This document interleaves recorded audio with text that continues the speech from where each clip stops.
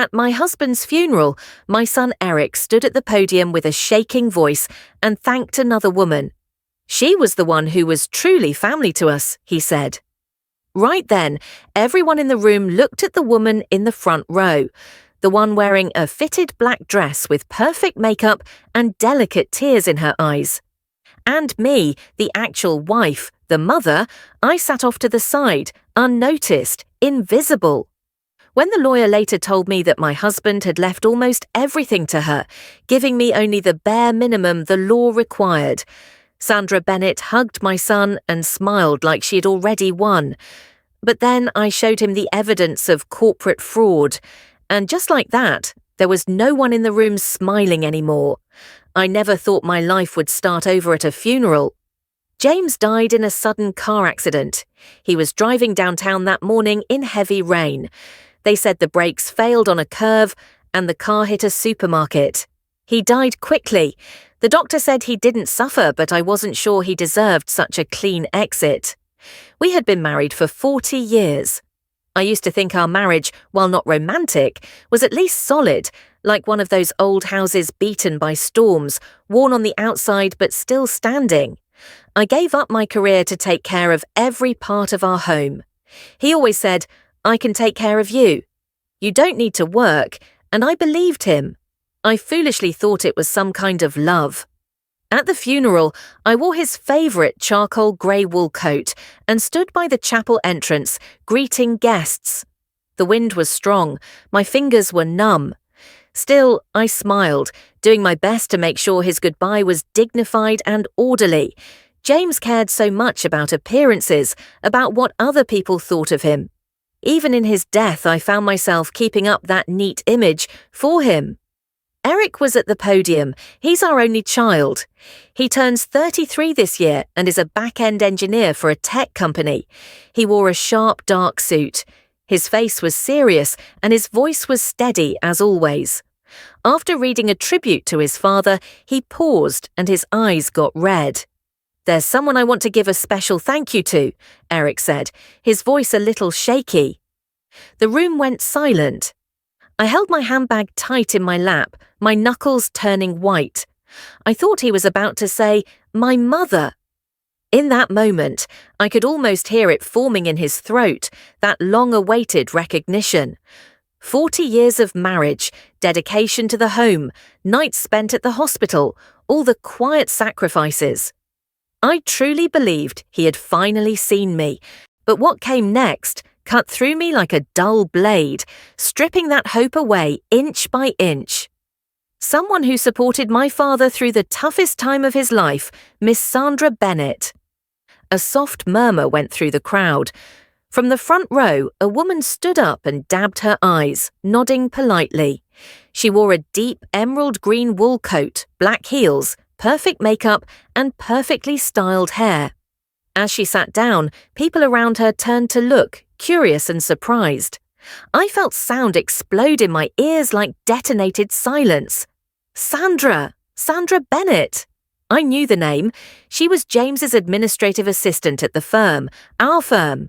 The one James and I had built together 25 years ago before I stepped away to raise Eric. I remembered that year's company party. She brought me wine, smiling sweetly, moving with the ease of a woman who fit in. I dismissed her at the time as just another brown-nosing employee. Looking back now, how foolish I was. From across the room, someone whispered, "She's sitting so close like she's family." And my son had just thanked that woman at his father's funeral. I felt like the chair had dropped from under me. My ears were ringing and the world vibrated faintly. People came up to shake my hand, saying the usual things. He was a good man. We'll miss him. I nodded automatically, like a machine repeating pre-programmed responses.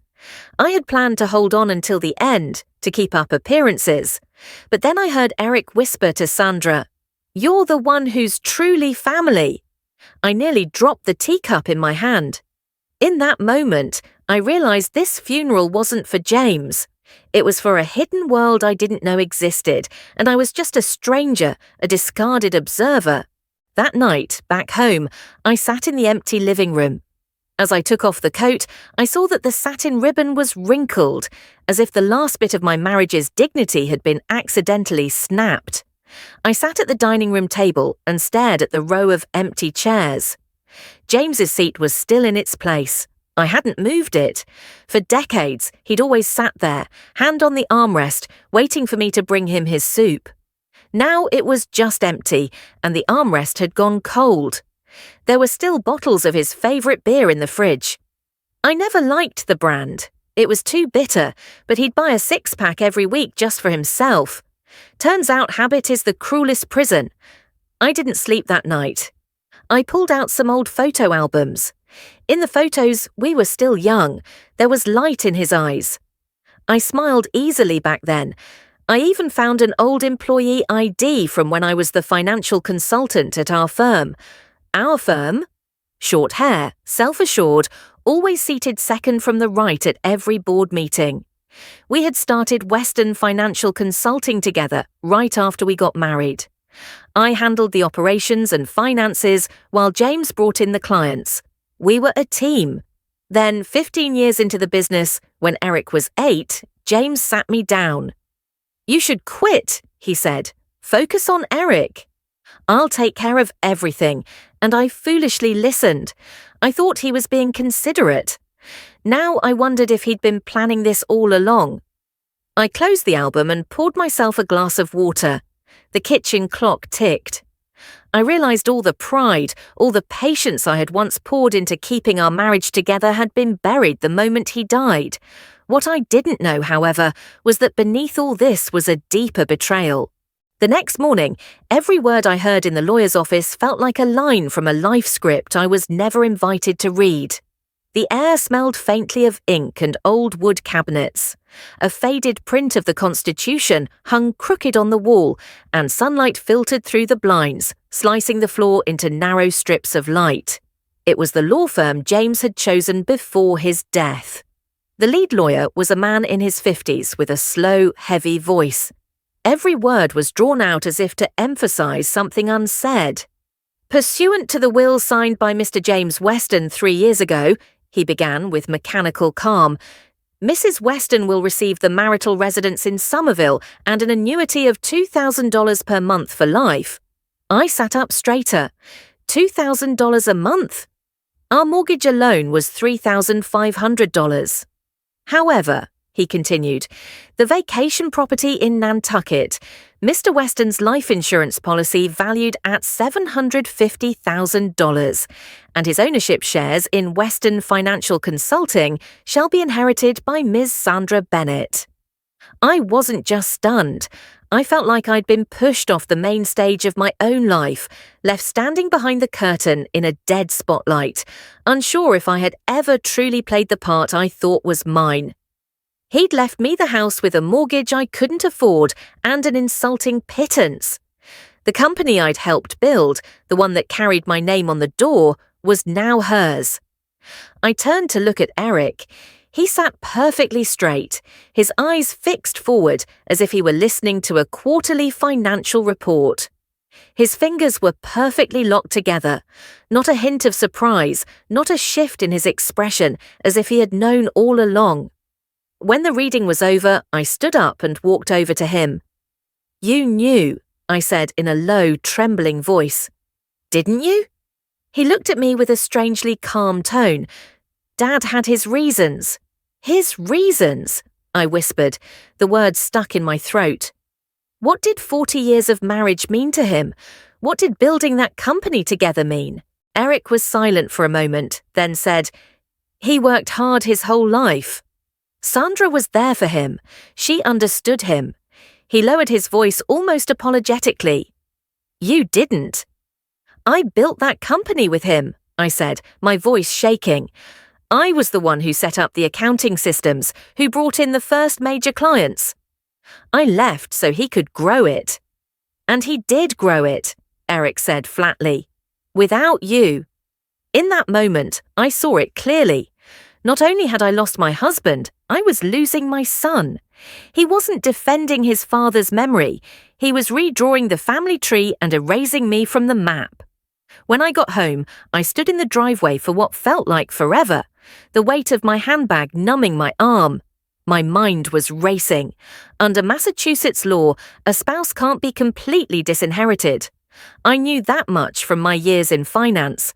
I was entitled to claim an elective share, at minimum 1/3 of his estate.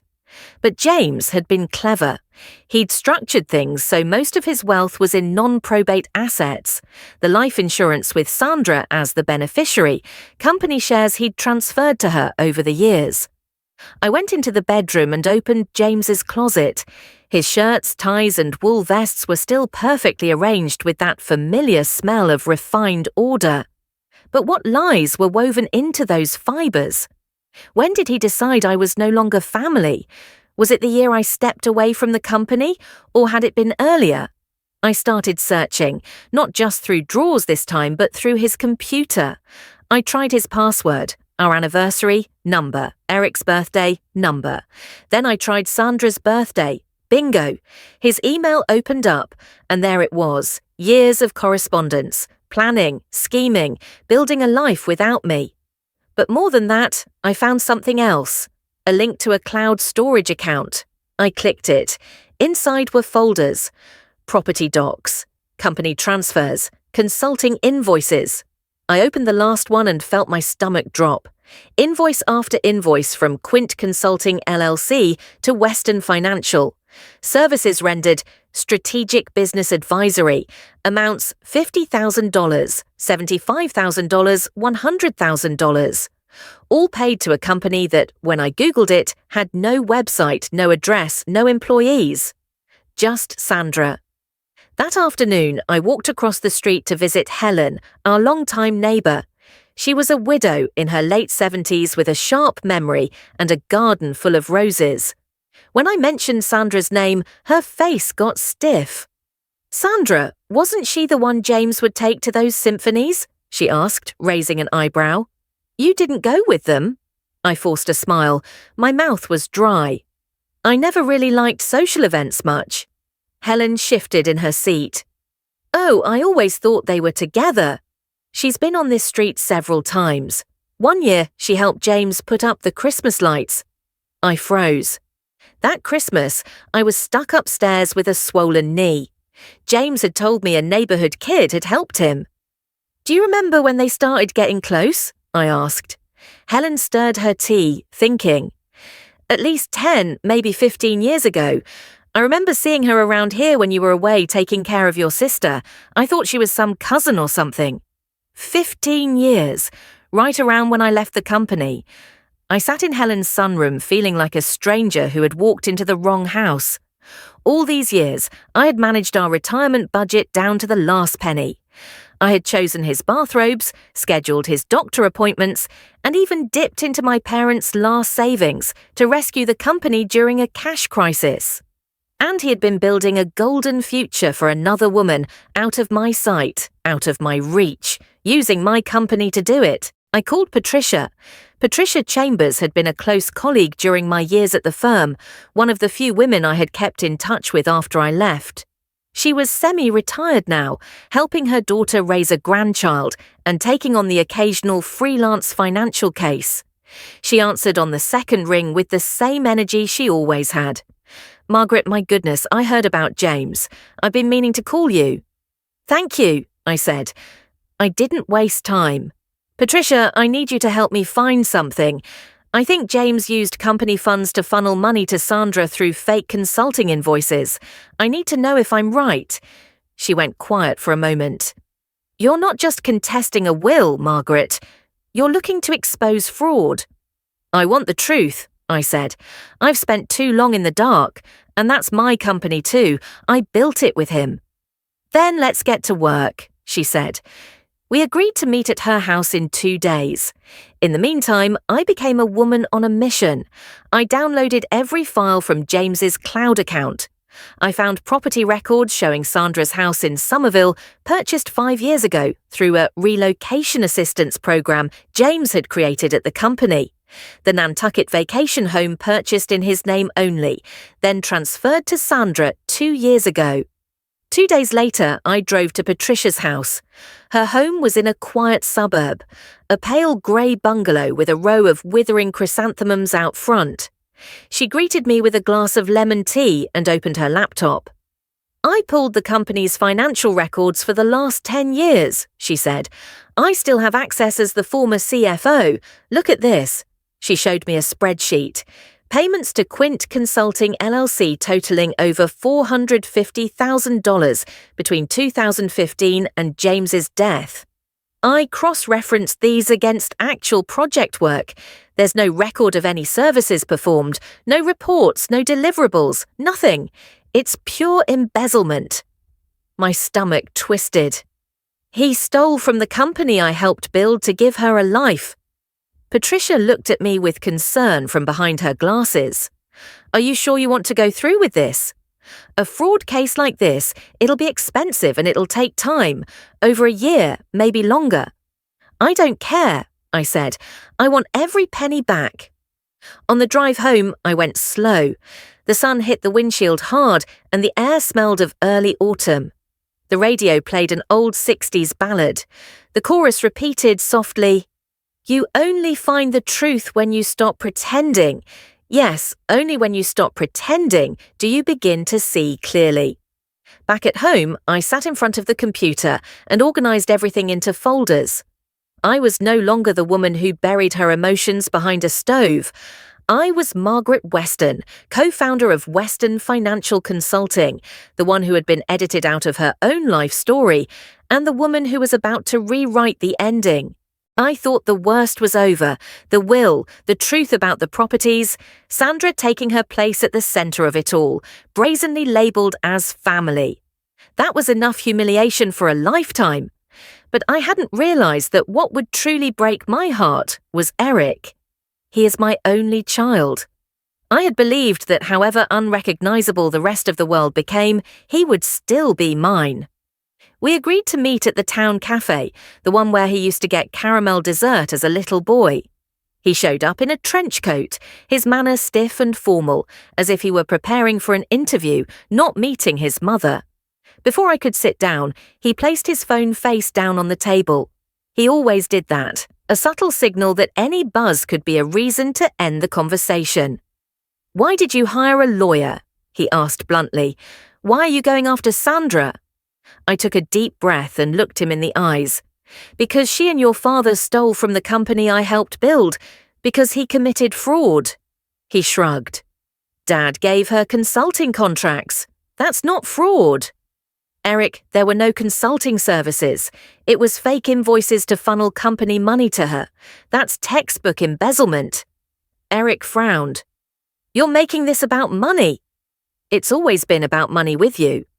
"I'm making this about the truth," I said, my voice rising. "Eric, your father deceived me for decades. I gave up my career, my company, for this family, for you. I even sold my mother's emerald ring just to pay your college tuition. Do you know what that ring meant to me?" Eric exhaled with visible irritation. "You always bring it up like I owe you something." That hit me like a dull blow to the chest. It wasn't anger, not even an argument, just distance, a cold and final distance. "Dad told me something before he died," Eric said after a pause, his voice dropping. "He said Sandra understood what it meant to support a man's vision." She didn't question him. She didn't criticize. She just helped him build. "I helped him build that company from nothing," I said through gritted teeth.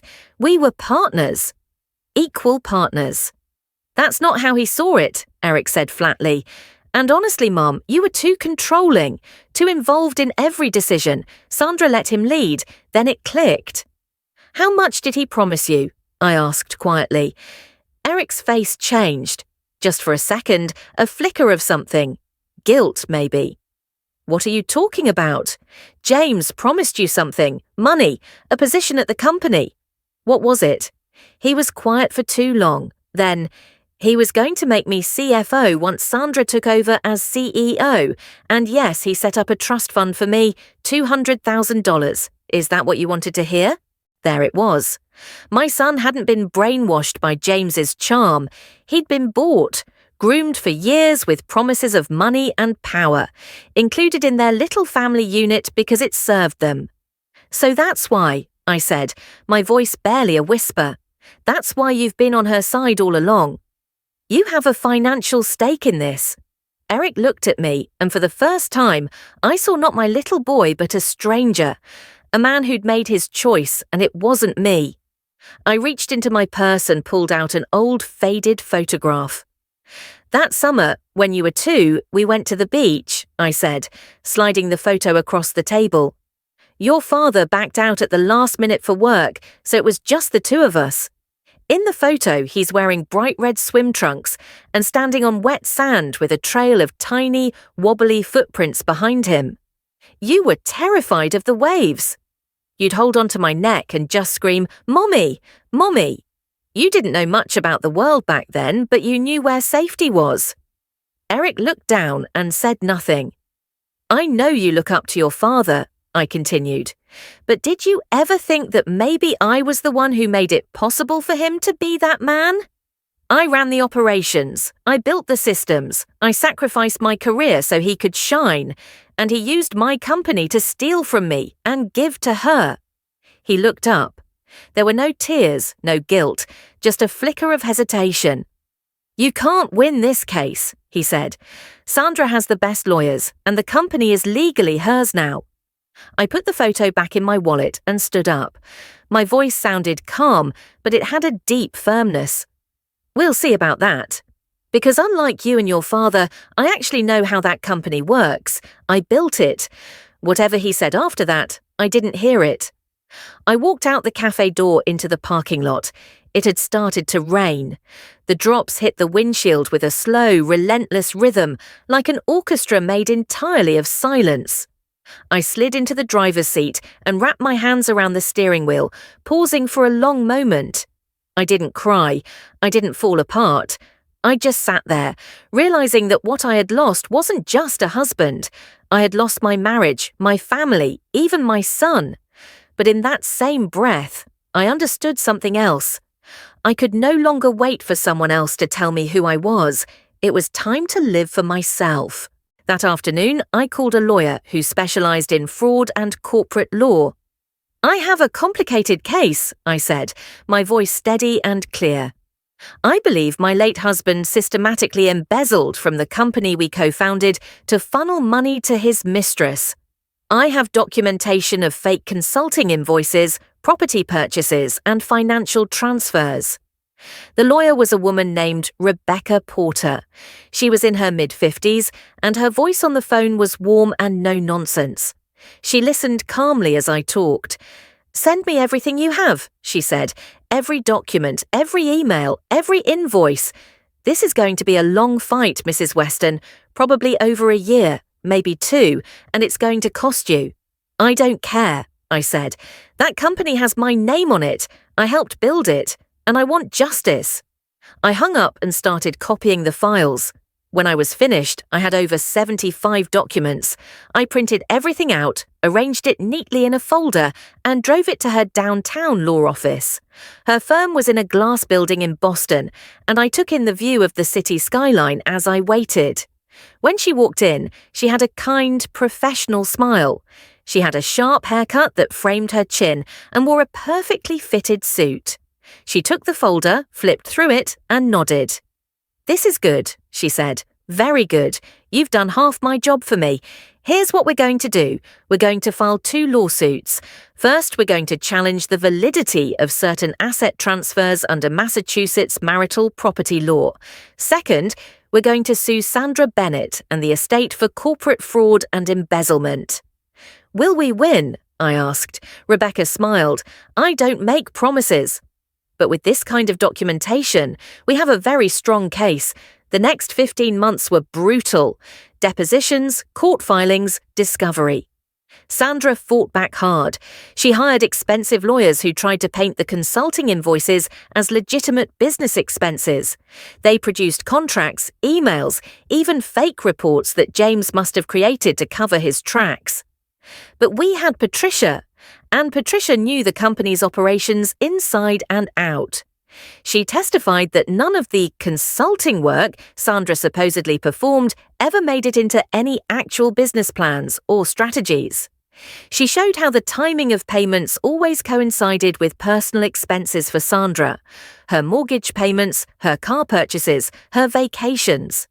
Eric testified too, for Sandra's side. He got up on the stand and said his father had always intended for Sandra to be a key part of the business, that she'd earned every dollar.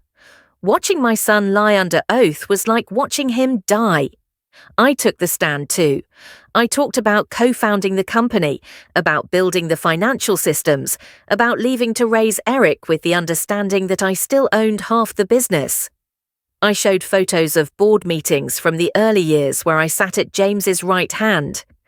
I presented documents showing I'd used my parents' savings to keep the company afloat during lean years. The judge, a black woman in her mid-60s named Judge Richardson, listened to everything with a careful, measured expression. The trial lasted 3 weeks. The waiting afterward lasted 2 months. When we finally got the call to come back to court, my hands were shaking so hard I could barely drive. Judge Richardson sat at the bench, reading glasses perched on her nose. She looked out at the courtroom, her eyes settling on me for just a moment. This court has carefully reviewed all evidence, testimony, and documentation presented, she began.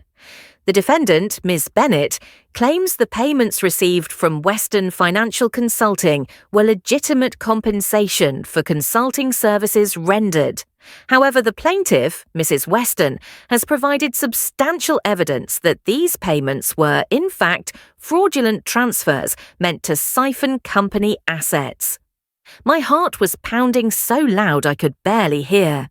After reviewing the invoices, cross-referencing them with actual business activities, and hearing testimony from multiple witnesses, this court finds that Ms. Bennett did not perform the services claimed in the consulting contracts.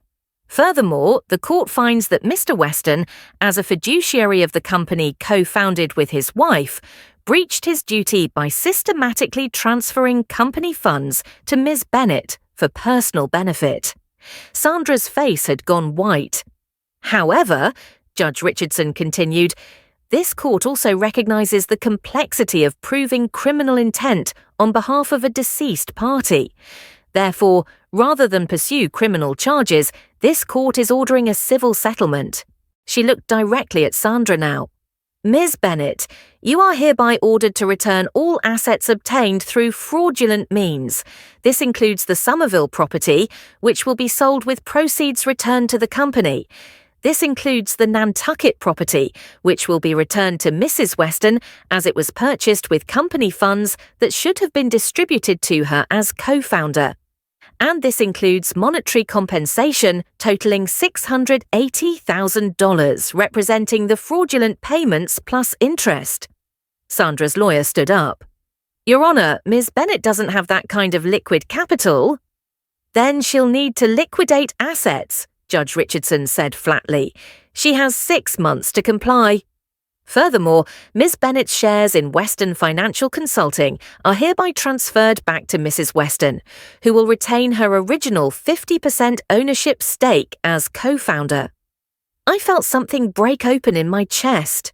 Not my heart this time, something else, something like hope. Mrs. Weston, Judge Richardson said, looking at me, this court recognizes the profound betrayal you've experienced. While we cannot undo the emotional harm, we can ensure that the fruits of your labor are returned to you. Your husband used the company you built together to betray you. This court will not allow that betrayal to stand. I nodded, unable to speak. After the verdict, I walked out of the courtroom. Sandra was in the hallway crying. Eric was there too, his face pale. He tried to catch my eye, but I looked away. Rebecca walked next to me, her heels clicking on the marble floor. You won, she said simply. I know, I said, but it didn't feel like winning. It felt like surviving. The next few years were strange. Sandra paid the settlement in installments, selling off everything James had given her piece by piece. She lost her position at the company. She moved to a small apartment across town. I heard through the grapevine that she was working as a junior bookkeeper somewhere. I felt nothing when I heard that. Not satisfaction, not pity, nothing. I took back my 50% stake in Western Financial Consulting. The company had grown a lot since I'd left, but the core systems I'd built were still there, buried under layers of James's expansion. I hired Patricia back as CFO. Together, we restructured everything. Eric stopped talking to me entirely after the verdict. For 3 years, I heard nothing. Not on my birthday, not on holidays. It was like he'd erased me from his life completely. Then, one afternoon, I got a call. It was Eric. His voice was quiet, strained. "Mum, can we meet?" We met at the same cafe. He looked older, tired. He sat down and didn't reach for his phone. "Sandra fired me," he said quietly, "before the verdict. When she realized she was going to lose, she cut me out. No CFO position, no trust fund. Dad's $200,000 went to legal fees." I didn't say anything. I just waited. "I spent 3 years defending her," he continued. 3 years believing Dad's version of things. That you were too controlling, too critical. That you didn't support his vision. He looked up at me and his eyes were red. But she used me. They both used me. Dad bought my loyalty and I was stupid enough to sell it. "Yes," I said simply. "You were." He flinched, but he didn't argue. "I don't expect you to forgive me," he said. "I just wanted you to know that I understand now." What they did. What I did. I sat there for a long moment, looking at my son. The boy who used to scream for me when the waves scared him. The teenager I'd stayed up with during asthma attacks. The man who'd betrayed me for money. "I'm not ready to forgive you," I said finally. "Maybe someday, but not today." He nodded. "I understand. But," I added, "I'm willing to try, if you're willing to actually show up. No more choosing the easy path, no more picking the side with the biggest payoff." "I will," he said. "I promise." It took another year. Family therapy sessions every other week, awkward dinners, conversations that started with anger and ended with tears. But slowly, painfully, we began to rebuild. 5 years after James's death, I threw a small party at my house. Not the house he'd left me in Somerville, I'd sold that. I bought a smaller place in Cambridge, close to the office. This was my house, decorated my way, filled with my things. I'd invited the women I'd reconnected with over the years. Patricia, of course, Helen from across the street, some colleagues from the company, even a few new friends I'd made at the community centre. At one point, someone asked me how I'd found the strength to fight back against James and Sandra. "I didn't find it," I said. "I always had it. I just forgot for a while. For too long I let other people tell me my worth. My husband told me I wasn't needed at the company. My son told me I was too controlling. But they were wrong. I built that company. I raised that child. I did everything they said I didn't do." Eric was there too. We'd been rebuilding our relationship slowly, carefully. He walked over and hugged me. "Mum," he said, smiling a little. "When did you get so good at speeches?" I smiled back. "I always was." "You just weren't listening." Everyone laughed. Before the party was over, I took a short walk in the garden.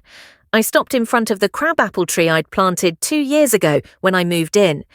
It had bloomed early this spring, covered in delicate pink flowers. "You know," I said to Patricia, who'd followed me out, "I planted this right after I bought the house. I wasn't sure it would survive that first winter. It looked so small and fragile. But look at it now." Patricia smiled. "Sometimes things need to nearly die before they can really bloom." That night, after everyone left, I sat on my porch with a glass of wine. The wind chime I'd bought tinkled softly in the breeze. I turned to watch the sunset. It rested above the old maple tree at the end of the street, painting the sky in shades of orange and gold. I took off my heels, walked barefoot into the house, and went to bed. I knew who I was now. I was Margaret Weston, co-founder and CEO of Weston Financial Consulting. I was a survivor, a fighter, and most importantly, I was free. The truth had set me free.